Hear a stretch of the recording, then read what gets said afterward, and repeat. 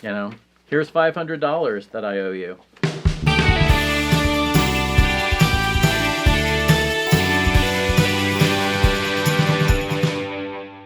I'm watching this intensifier vary because a few whiles back I did Church Pew and it turned a corner and I started talking about intensifiers.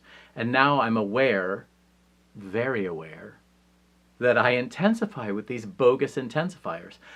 I could say I'm acutely aware of the intensifiers I'm using and their relative merits as words in the syntax of the sentence I'm constructing. This is not what happens when someone's on tequila. When someone's on tequila, it's about getting more tequila. Whether they're drinking a margarita or doing a tequila shot or an upside down tequila shot or a body shot. Isn't that what people, isn't tequila a body shot thing? Tequila body shots? It's so 80s. Okay, it's a drink that's been around a long time, but the 80s, in our wonderful American imperialist way, the 80s we discovered rum and tequila and the Long Island iced tea, which uses both. By the way, if you're under 30 and you think you came up with the Long Island iced tea and you don't think you're doing some camp drink that's a holdover from the 80s, just go look it up. That's an old 80s drink that people drank to get really drunk, which is what has often been the case with tequila. I know there are now these delicious places where you go sip a tequila the way that you might sip a scotch. It was such an 80s thing that it even revived the old song Tequila that was in the first Pee Wee Herman movie where he dances on the bar. That one was at a lot of weddings and bar mitzvahs for a while. Oh my gosh, with the dance that Paul Rubens did. Can you hear it? I can hear it right now. Tequila.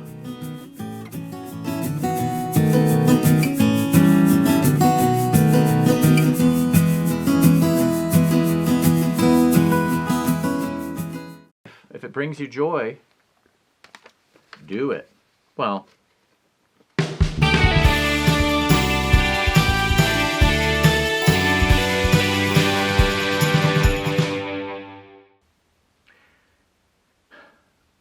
sometimes I'm handed unpleasant topic after unpleasant topic. This is one of those times. Church pews. I could do a dissertation on the church pew. Now, the first thing that I will say is very nice. It's a lovely, very nice, very nice. I had a professor in college who didn't let us say very because it was a wasteful modifier. It wasn't really a good intensifier. And people would say, well, it's very sort of, and you'd say, no, it's either very or sort of. People, quite exceptionally intelligent person. It's sort of really, no, it's either sort of or really. P.S. He taught in the fine arts. So what I loved about him then and love about him now is that he was in a discipline that people would consider to be kind of light, frivolous, not as hard as psychobiology, biochemistry, biophysics. No. Use your words carefully.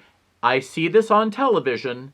I see you out there. People say it's really sort of, or kind of very, a lot. That's also an intensifier that was not sanctioned by that department.